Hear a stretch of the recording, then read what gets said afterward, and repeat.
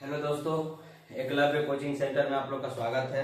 जैसे कि हम लोग जानते हैं कि हम लोग क्लास 10 के वेस्ट बंगाल बोर्ड क्लास 10 के फिजिकल साइंस के चैप्टर नंबर 5 जो कि लाइट है उसके बारे में पढ़ रहे हैं। आज इसका 2 नंबर वीडियो है। इसमें पहला वीडियो में हम लोग देख चुके थे कि प्रकाश क्या है। तो प्रकाश एक प्रकार का ऊर्जा है, उसको किस रूप में उसका तरंगदैर्घ्य कितना होता है। तो उसका तरंगदैर्घ्य 3900 से 7800 एंगस्ट्रॉम के बराबर होता है और 1 एंगस्ट्रॉम बराबर 10⁻⁻10 मीटर होता है। ये देख लेते हैं। जो प्रकाश है, प्रकाश एक प्रकार का क्या है, विकिरण के रूप में कार्य करता है। लेकिन विकिरण के रूप में क्या होता है, कई कार्य करता है। अगर प्रकाश नहीं होता तो प्रकाश के बिना सब कुछ क्या है, अंधेरे रह पाता, अंधेरे हो जाता है। उसके बाद हम लोग देखे थे कि प्रकाश में प्रदीप्त वस्तुएं क्या है, अदीप्त वस्तुएं क्या है, पारदर्शक वस्तु क्या है, अपारदर्शक वस्तुएं क्या है, अर्ध पारदर्शक वस्तुएं क्या है। सब चीज को हम लोग एक एक प्रकार से एक एक तरह से देख लेते हैं। और उसी में भी हम लोग इसको भी देखेंगे कि प्रकाश का वेग जो होता है, प्रकाश का जो चाल होता है विभिन्न माध्यम में क्या होता है, भिन्न भिन्न होता है। जिसमें जल का हम लोग पढ़े थे 2.25 × 10⁸ मीटर पर सेकेंड, निर्वात में पढ़े थे 3 × 10⁸ मीटर पर सेकेंड, कांच में पढ़े थे 2 × 10⁸ मीटर पर सेकेंड, टार्पिन का तेल में पढ़े थे 2.04 × 10⁸ सेकेंड, रॉक सॉल्ट में पढ़े थे 1.96 × 10⁸ सेकेंड 8 मीटर पर सेकेंड, और नाइलोन में पढ़े थे 1.96 × 10⁸ मीटर पर सेकेंड। ठीक है। आज हम लोग बात करते हैं समतल दर्पण का। कौन सा दर्पण का, समतल दर्पण का बात करते हैं। इसके बाद हम लोग आगे जैसे ही बढ़ेंगे हम लोग देख लेंगे गोलीय दर्पण, गोलीय दर्पण का 2 भाग, उत्तल दर्पण, अवतल दर्पण। सबसे पहले हम लोग समतल दर्पण के बारे में जानते हैं कि समतल दर्पण क्या है। समतल दर्पण वो है जो समतल दर्पण जो होता है उत्तल दर्पण और अवतल दर्पण से अलग होता है। जिससे रीजन क्या है कि समतल दर्पण में जो भी वस्तु बनती है वस्तु बराबर बनती है, सीधा बनती है, आभासी बनती है। ठीक है ना, इसको पर्दे पर नहीं लिया जा सकता है। तो समतल दर्पण के ये सब फॉलो हम लोग करते हैं। जैसे कि मान लीजिए जो ऐनक हम लोग लेते हैं घर में, छोटे छोटे जो 10 रुपये 5 रुपये में जो ऐनक लगता है वो सब समतल दर्पण का ही रूप रहता है। ठीक है ना, उसमें उत्तल दर्पण अवतल दर्पण का प्रयोग नहीं किया जाता है। उत्तल दर्पण अवतल दर्पण का प्रयोग जैसे ब्यूटी पार्लर हो गया, उसके बाद जो हम लोग नाई के दुकान पे जाते हैं तो वहां पे जो देखते हैं उस सब में अवतल दर्पण का प्रयोग किया जाता है। लेकिन समतल दर्पण जो नॉर्मल जो 10 रुपया 5 रुपया में बेचने जो आता है, जो लिया जाता है, जो घर में रखते हैं, सब समतल दर्पण का ही हम लोग उपयोग करते हैं। देखते हैं समतल दर्पण क्या है। बोल रहा कि प्लेन मिरर, समतल दर्पण क्या है।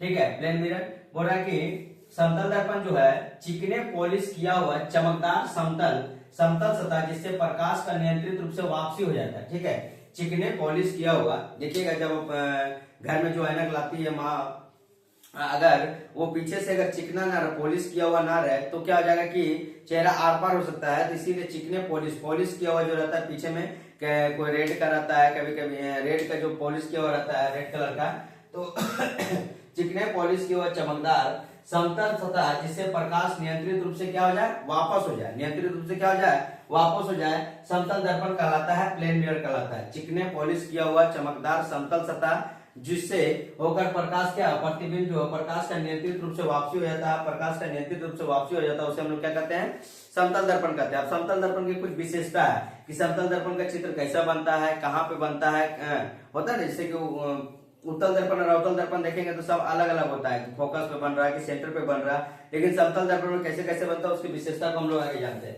बोला समतल दर्पण में बने प्रतिबिंब की विशेषता क्या क्या है। तो बोला समतल दर्पण में बने प्रतिबिंब की विशेषता क्या होती है, निम्नलिखित होते हैं। प्रतिबिंब जो वस्तु को हम लोग रखते हैं, वस्तु को कहीं रखने पर जो प्रतिबिंब वापस लौट करके आता है ना, उसी को हम लोग प्रतिबिंब बोलते हैं। जो लौट करके वापस हम लोग को दिखाई देता है उसे प्रतिबिंब बोलते हैं। और प्रतिबिंब सीधा होता है। प्रतिबिंब कैसा होता है, प्रतिबिंब सीधा होता है। उसके बाद प्रतिबिंब सीधा होता है। प्रतिबिंब का जो आकार है वस्तु के आकार के क्या होता है, बराबर होता है। जो हम लोग को रिफ्लेक्ट करके जो दिखाता है, तो जो प्रतिबिंब का आकार होता है वस्तु के आकार के क्या होता है, बराबर होता है। ना तो बड़ा ना तो छोटा नहीं दिखाता है। समतल दर्पण में क्या दिखाता है, बराबर दिखाता है। और प्रतिबिंब हमेशा कैसा होता है, सीधा होता है। प्रतिबिंब हमेशा कैसा होता है, सीधा होता है। उसके बाद बोल रहा है कि 3 नंबर बोल रहा है कि दर्पण से प्रतिबिंब की दूरी और वस्तु की दूरी क्या होती है, समान होती है। दर्पण से प्रतिबिंब की दूरी और वस्तु की दूरी आपस में क्या होती है, दूरी हमेशा समान होती है।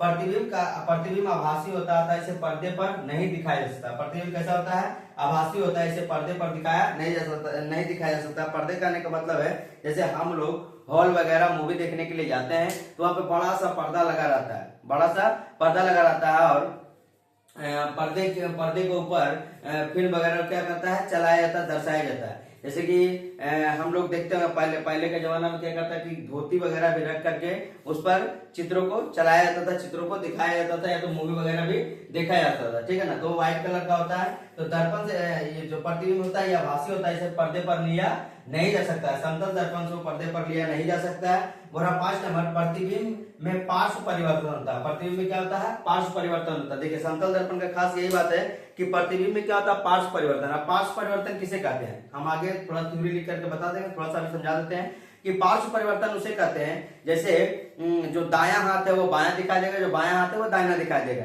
जैसे हम लोग का जो नाक है, इससे तो हम लोग को तो पता नहीं चलेगा क्योंकि औरत लोग को पता चलता है। अगर बात भी इसमें अगर पहना रहता है, वो क्या होता है, इसको नथुनी, जो भी समझे, नथुनी पहना रहता है या क्या बोलता है हमको समझ में नहीं आते हैं। नथुनी, अगर नथुनी पहना रहता है तो ये नथुनी अगर बायां साइड में पहना है तो आईने में जो समतल दर्पण में दिखेगा तो दाहिना नजर आएगा, और अगर दाहिना में पहना रहता है तो किधर दिखाई देगा, बायां में दिखाई देगा। तो औरत लोग या लड़की लोग को देखने के बाद ये चीज समझ में आ जाता है कि बायां से दायां, दायां से बायां। वैसे समतल दर्पण क्या होता है कि समतल दर्पण में पार्श्व परिवर्तन होता है। पार्श्व परिवर्तन क्या करता है कि बायां को दायां दिखाता है, दायां को क्या करता है, बायां दिखाता है। पार्श्व परिवर्तन के बारे में आगे पढ़ते हैं।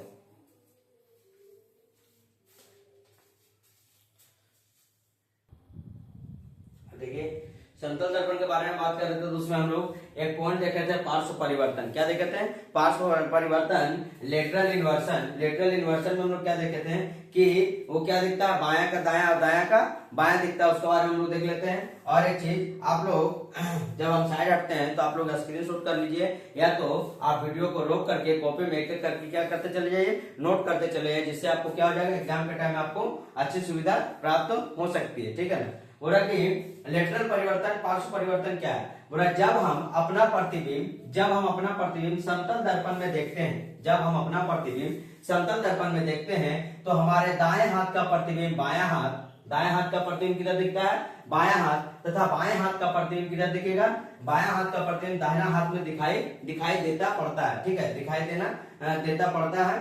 बोला जब हम अपना प्रतिबिंब किसमें देखते हैं, समतल दर्पण में। किसमें देखते हैं, समतल दर्पण में। जब समतल दर्पण में देखते हैं तो जो प्रतिबिंब होता है, हमारे दाएं हाथ का प्रतिबिंब बायां हाथ तथा बाएं हाथ का प्रतिबिंब दायां हाथ दिखाई देता पड़ता है। इस प्रकार वस्तु का प्रतिबिंब में पार्श्व बदल जाता है। इस प्रकार वस्तु के प्रतिबिंब में क्या होता है, पार्श्व बदल जाता है। दाहिना हाथ बाएं हाथ की तरफ, बायां हाथ किधर दिखाई देता है, दाहिने हाथ की तरफ दिखाई देता है, इसलिए पार्श्व क्या होता है, बदल जाता है। और इसी घटना को हम लोग क्या कहते हैं, पार्श्व परिवर्तन कहते हैं, लेटरल इन्वर्सन कहते हैं। इसी घटना को हम लोग क्या कहते हैं, पार्श्व परिवर्तन कहते हैं, लेटरल इन्वर्सन कहते हैं। ये बोलेगा पार्श्व परिवर्तन कौन सा दर्पण में होता है, तो पार्श्व परिवर्तन समतल दर्पण में होता है। किसमें होता है, तो समतल दर्पण में होता है। पार्श्व परिवर्तन समतल दर्पण में होता है।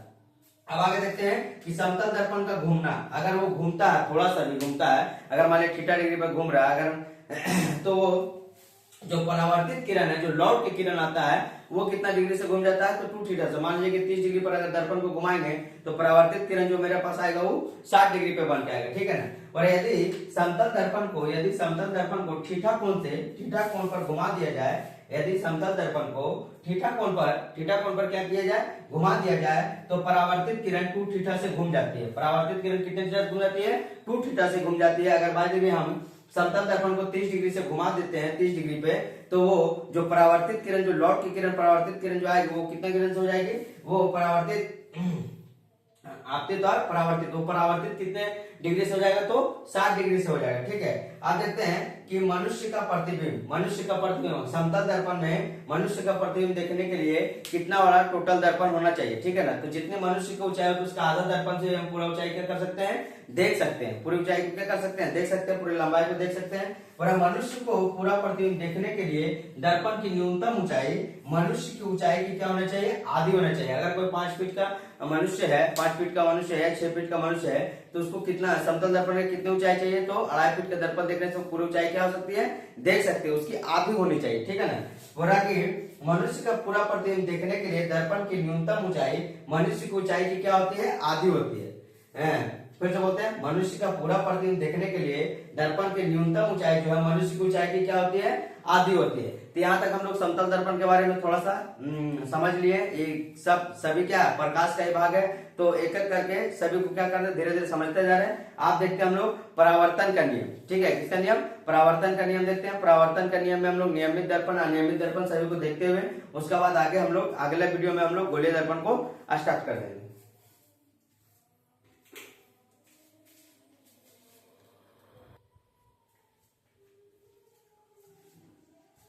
अब देखिए समतल दर्पण के बाद हम लोग देखते हैं परावर्तन का नियम, कि परावर्तन का नियम क्या है। तो परावर्तन के नियम में देखते हैं हम लोग रिफ्लेक्शन ऑफ क्या है, लाइट, रिफ्लेक्शन ऑफ लाइट। बोल रहा है कि परावर्तन का नियम, प्रकाश के परावर्तन का नियम बोल रहा है कि जब प्रकाश किरणें किसी चिकनी सतह स्मूथ सरफेस से, ठीक है ना, जब प्रकाश की किरणें किसी चिकनी सतह स्मूथ सरफेस पे पड़ती है तो उनके अधिकांश भाग उसी माध्यम में वापस लौट जाती है, ठीक है ना। जब प्रकाश की किरणें किसी चिकनी सतह पर पड़ती है तो उससे जो माध्यम का प्रकाश जो आता है उसी माध्यम में क्या होती है, उसके अधिकांश भाग उसी माध्यम में वापस लौट जाती है। मान लीजिए कोई चिकनी सतह है, कोई हम दर्पण को रख देते हैं, दर्पण को रखने के बाद क्या होता है, चिकनी सतह है, उसको जो प्रकाश की किरणें आती है, जो आता है उसको आपतित किरण कहते हैं, जो आकर के परावर्तित से क्या कहते हैं, परावर्तित किरण करते हैं। जब प्रकाश की किरणें किसी चिकनी सतह स्मूथ सरफेस पर पड़ती है तो उनके अधिकांश भाग उसी माध्यम में वापस लौट जाती है। इस प्रकार प्रकाश किरणें चिकनी सतह से टकरा करके वापस लौटने की घटना को हम लोग क्या कहते हैं, प्रकाश का परिवर्तन। हो रहा कि इस प्रकार प्रकाश की किरणें की सतह किसी चिकनी सतह पर टकरा करके वापस लौटने की घटना को ये हम लोग क्या कहते हैं, प्रकाश का परावर्तन करते हैं, रिफ्लेक्शन ऑफ लाइट करते हैं, ठीक है ना। हो रहा कि हाँ फिर से जब प्रकाश की किरणें किसी चिकनी सतह पर पड़ती है तो उनके अधिकांश भाग उसी माध्यम में वापस लौट जाती है। इस प्रकार प्रकाश की किरणें चिकनी सतह से टकराकर वापस लौटने की घटना को ही प्रकाश का परिवर्तन कहते हैं, रिफ्लेक्शन ऑफ लाइट कहते हैं, रिफ्लेक्शन ऑफ लाइट कहते हैं, रिफ्लेक्शन ऑफ लाइट कहते हैं, ठीक है, रिफ्लेक्शन ऑफ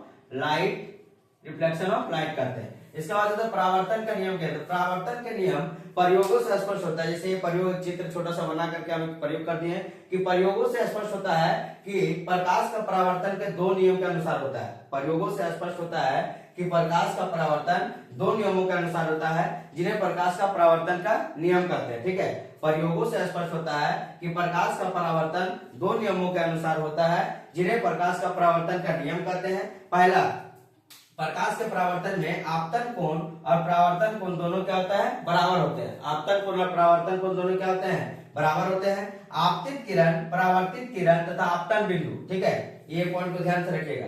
आपतन कोण परावर्तन कोण तो दोनों बराबर होता ही है, आपतन कोण और परावर्तन कोण दोनों क्या होता है, बराबर होता है। लेकिन ये पॉइंट आप ध्यान रखिए कि आपतित किरण, परावर्तित किरण तथा आपतन बिंदु पर, ठीक है, आपतन बिंदु पर ये क्यू आर क्या है, क्यू क्या है, आपतन बिंदु है, ठीक है। आपतित किरण और परावर्तित किरण और आपतन बिंदु पर डाले गए जो अभिलंब है, ये तीनों क्या होते हैं, एक ही तल पे होते हैं। परावर्तन के नियम का मुख्य उद्देश्य है कि आपतित किरण, परावर्तित किरण और आपतन बिंदु पर डाले गए जो लंब होता है, तीनों क्या होता है, एक ही तल पे होता है। तीनों क्या होता है, एक ही तल पे होता है। अब इसको हम लोग एक चीज एक एक करके देख लेते हैं कि देखिए यहाँ पे जो कोण बनेगा P से Q के पास जो आएगा, P से जो Q के पास आएगा, Q क्या है, आपतन बिंदु, Q क्या है, आपतन बिंदु है। Mn एक क्या ले लिया हम, समतल दर्पण को ले लिए, Mn एक क्या है, समतल दर्पण को ले लिए। PQ क्या है, आपतित किरण है, PQ क्या है, P और Q जो रेखा है, जो लाइट यहाँ से पढ़ करके जो आ रहा है, इसे हम लोग क्या कहेंगे, आपतित किरण। कौन किरण, आपतित किरण। और Q और R क्या है, परावर्तित किरण है। देखिए यहाँ से कोई आया है और यहाँ से क्या हो, वापस लौट गया, चिकनी सतह से टकरा कर क्या हो जाता है, वापस लौटने की घटना को हम लोग क्या कहते हैं, प्रकाश का परावर्तन कहते हैं। तो P और Q जो है आपतित किरण है और Q और R क्या है, परावर्तित किरण है। Q R क्या है, परावर्तित किरण है। Mn क्या है, एक समतल दर्पण है, Mn क्या है, एक समतल दर्पण है। और Q क्या है, आपतन बिंदु है, Q क्या है, आपतन बिंदु है, Q क्या है, आपतन बिंदु है। अब देखिए यहाँ पर बोल रहा है आपतन कोण का मान और परावर्तन का मान जो होता है दोनों आपस में क्या होता है, बराबर होता है। आपतन कोण का मान अगर आई लेते हैं तो परावर्तन कोण जो आर है वो क्या आपस में बराबर है। अब यहाँ से हम कौन देख सकते हैं कि पी क्यू ओ बराबर आपतन कोण। ठीक है, आपतित किरण जो आया वहीं से हम लोग क्या बना दिए, आपतन कोण। क्या बना दिए, आपतन कोण। जो आपतित किरण आता है वहीं से क्या बन जाता है, आपतन कोण बन जाता है, जिसको हम लोग आई से डिनोट करते हैं, आई से प्रदर्शित करते हैं। और परावर्तन कोण को, जो परावर्तित कोण है जो आर के माध्यम से आर क्यू ओ से जो परावर्तित हो जाएगा उसी को हम लोग क्या कहेंगे, परावर्तन कोण कहेंगे। उसी क्या कहेंगे, परावर्तन कोण कहेंगे। अब हम लोग देखेंगे कि प्रतिबिंब किसे कहते हैं, वास्तविक प्रतिबिंब किसे कहते हैं और आभासी प्रतिबिंब किसे कहते हैं। उसके बाद हम लोग अगले वीडियो में गोलीय दर्पण का बात करेंगे। हाँ, और एक चीज, आप लोग वीडियो को रोक करके अच्छे से इसको कॉपी में नोट कर लीजिएगा, या तो आप स्क्रीनशॉट ले सकते हैं।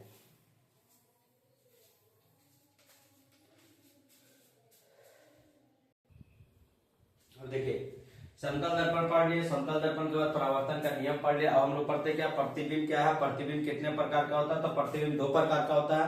प्रतिबिंब दो प्रकार का कौन कौन होता है, एक वास्तविक प्रतिबिंब होता है, एक क्या होता है, आभासी प्रतिबिंब होता है। प्रतिबिंब को हम लोग देख लेते हैं कि जैसे प्रतिबिंब बोल रहे तो होता है ना कि प्रतिबिंब क्या है। तो प्रतिबिंब के बारे में थोड़ा सा देख लेते हैं पूरा कि जब प्रकाश की किरणें एक बिंदु से चलकर परावर्तन के पश्चात, ठीक है, प्रतिबिंब मतलब क्या हो गया, इमेज। जब प्रकाश की किरणें एक बिंदु से चल करके परावर्तन के पश्चात किसी दूसरे बिंदु पर मिलती है। ठीक है, किसी दूसरे बिंदु पर क्या होती है, मिलती है। जब प्रकाश की किरणें एक बिंदु से चल करके परावर्तन के पश्चात किसी दूसरे बिंदु पर मिलती है तो इस दूसरे बिंदु को पहले बिंदु का प्रतिबिंब कहते हैं। जो दूसरे बिंदु पे मिलती है वो पहले बिंदु का क्या होता है, प्रतिबिंब होती है। जो दूसरे बिंदु पे मिलती है वो प्रतिबिंब जो क्या होता है, पहले बिंदु का है क्या होता है, प्रतिबिंब होता है। इसे हम लोग क्या कहते हैं, प्रतिबिंब इमेज कहते हैं। ठीक है, इसे क्या कहते हैं, प्रतिबिंब या इमेज कहते हैं। अब प्रतिबिंब कितने प्रकार का होता है, तो प्रतिबिंब दो प्रकार का होता है। प्रतिबिंब कितने प्रकार का होता है, तो प्रतिबिंब दो प्रकार का होता है। एक होता है वास्तविक प्रतिबिंब और एक होता है आभासी प्रतिबिंब। हम आपको बता दे रहे हैं कि वास्तविक प्रतिबिंब हमेशा उल्टा बनेगा। वास्तविक प्रतिबिंब हमेशा कैसा बनेगा, उल्टा बनेगा। इसे पर्दे पर लिया जा सकता है। आप एक बात नोट कर लीजिए ध्यान से, वास्तविक प्रतिबिंब हमेशा उल्टा बनेगा। नहीं तो आप याद रखते, देखिए पिताजी सब बोलता है, लेकिन कितना देखेंगे कि बाऊ जी बोलता है, बाऊ। ठीक है ना, बाऊ मतलब वास्तविक और उल्टा, बाऊ मतलब क्या होता है, बाऊ अगर हम बोल दिए बाऊ माने वास्तविक का क्या बनेगा, उल्टा। ये प्रतिबिंब कैसा बनेगा भैया, वास्तविक का क्या बनेगा, उल्टा बनेगा। ठीक है ना, तो आप बाऊ से भी इसको याद रख सकते हैं। बाऊ जी या बाऊ जैसे भी है, पिताजी को बाऊ बोलते हैं। आज तक हम लोग भी पिताजी को बाऊ जी बोलते हैं। ठीक है ना, तो आप इसको बाऊ से याद रख सकते हैं। बाऊ मतलब क्या होगा, वास्तविक और उल्टा। वास्तविक जैसा बनेगा, जैसे वास्तविक नाम आया कैसा प्रतिबिंब बनेगा, उल्टा बनेगा। इसको पर्दे पर लिया जा सकता है। वास्तविक बनेगा, उल्टा बनेगा, इसको पर्दे पर लिया जा सकता है। उसे हम लोग क्या कहते हैं, वास्तविक प्रतिबिंब कहते हैं। वास्तविक प्रतिबिंब कितने प्रकार का, तो दो प्रकार का होता है। एक होता है वास्तविक प्रतिबिंब, एक होता है आभासी प्रतिबिंब। प्रतिबिंब कितने प्रकार का होता है, प्रतिबिंब दो प्रकार का होता है। एक होता है वास्तविक प्रतिबिंब, दूसरे क्या होता है, आभासी प्रतिबिंब। तो रियल इमेज, वास्तविक प्रतिबिंब किसे कहते हैं, परावर्तन के बाद प्रकाश की किरणें जब वास्तव में मिलती है। ठीक है, परावर्तन के बाद प्रकाश की किरणें जब वास्तव में क्या होती है, मिलती है, तो प्रतिबिंब वास्तविक कहलाता है। प्रतिबिंब क्या कहलाता है, वास्तविक कहलाता है। परावर्तन के बाद प्रकाश की किरणें जब वास्तव में मिलती है तो प्रतिबिंब वास्तविक कहलाता है। वास्तविक प्रतिबिंब को पर्दे पर लिया जाता है। हम क्या बोले, वास्तविक प्रतिबिंब को कहा लिया जाएगा, पर्दे पर लिया जाएगा। वास्तविक प्रतिबिंब को कहा लिया जाएगा, पर्दे पर लिया जाएगा। ठीक है, और हमेशा कैसा चित्र बनाएगा, तो उल्टा। ठीक है ना, तथा यह सदैव उल्टा बनता है। सदैव क्या बनता है, उल्टा बनता है। परावर्तन के बाद प्रकाश की किरणें जब वास्तव में मिलती है तो प्रतिबिंब वास्तविक कहलाती है। वास्तविक प्रतिबिंब पर्दे पर लिया जा सकता है और यह सदैव क्या बनता है, उल्टा बनता है। वास्तविक प्रतिबिंब सदैव क्या बनता है, उल्टा बनता है। अब इसका आगे हम लोग देखते हैं आभासी प्रतिबिंब, वर्चुअल इमेज को क्या देखते हैं हम लोग कि परावर्तन के बाद प्रकाश की किरणें जब परावर्तन के पश्चात या बाद प्रकाश की किरणें जब वास्तव में नहीं मिलती है बल्कि मिलती हुई क्या होती है, प्रतीत होती है। परावर्तन के बाद जब प्रकाश की किरणें वास्तव में नहीं मिलती है बल्कि मिलती हुई क्या होती है, प्रतीत होती है, तो उसे हम लोग क्या कहते हैं, वास्तविक प्रतिबिंब कहते हैं। सॉरी आभासी प्रतिबिंब कहते हैं। ठीक है, परावर्तन के बाद प्रकाश की किरणें जब वास्तव में नहीं मिलती है और बल्कि मिलती हुई प्रतीत होती है तो प्रतिबिंब को आभासी प्रतिबिंब कहते हैं। इसे पर्दे पर नहीं ले जा सकता। जब आभासी बनेगा, आभासी या काल्पनिक, तो कैसा बनाएगा प्रतिबिंब, सीधा। आभासी या काल्पनिक रहेगा, आभासी या काल्पनिक रहेगा, काल्पनिक भी कहीं कहीं देता है, काल्पनिक भी कहीं कहीं देता है, तो आभासी या काल्पनिक रहेगा, आभासी या काल्पनिक रहेगा तो हमेशा प्रतिबिंब कैसे बनाएगा, सीधा प्रतिबिंब बनाएगा और इसे पर्दे पर लिया नहीं जा सकता है। समतल दर्पण कैसा प्रतिबिंब बनाता है, तो समतल दर्पण आभासी प्रतिबिंब बनाता है। समतल दर्पण कैसा प्रतिबिंब बनाता है, तो समतल दर्पण आभासी प्रतिबिंब बनाता है, सीधा प्रतिबिंब बनाता है, ठीक है ना। और जब भी आभासी, जब वास्तविक का बात आए तो उल्टा और आभासी का बात आए तो क्या आ जाएगा, सीधा, और इसे पर्दे पर लिया नहीं जा सकता है। यह सदैव कैसा बनता है, तो सीधा बनता है। यह कैसा बनता है, सदैव तो सीधा बनता है। तो यहाँ तक हम लोग देख लेते पहले और दूसरे वीडियो में हम लोग प्रकाश के बारे में इतना समझ गए। अब आप लोग के चैप्टर के अनुसार गोलीय दर्पण किसे कहते हैं, गोलीय दर्पण कितने प्रकार के होते हैं, अवतल दर्पण क्या है, उत्तल दर्पण क्या, अवतल लेंस क्या, उत्तल लेंस क्या, वर्तन कोण क्या, वर्तन कोण क्या, ठीक है ना। उसके बाद आभासी विरल माध्यम क्या, सघन माध्यम क्या, सबको हम लोग आगे के वीडियो में एक एक करके देखते चले जाएंगे और आगे का हम लोग पढ़ाते चले जाएंगे। अगर आपको अच्छा लगे वीडियो तो जरूर आगे दोस्तों को बताएं और इसके बारे में और समझाएं, और आप भी अच्छे से कॉपी में नोट करते करते इसको आगे उतार करके कॉपी में नोट करके जरूर कर लीजिएगा, या तो आप स्क्रीनशॉट पे लेकर के भी इसको क्या कर सकते हैं, पढ़ सकते हैं। इसके लिए धन्यवाद।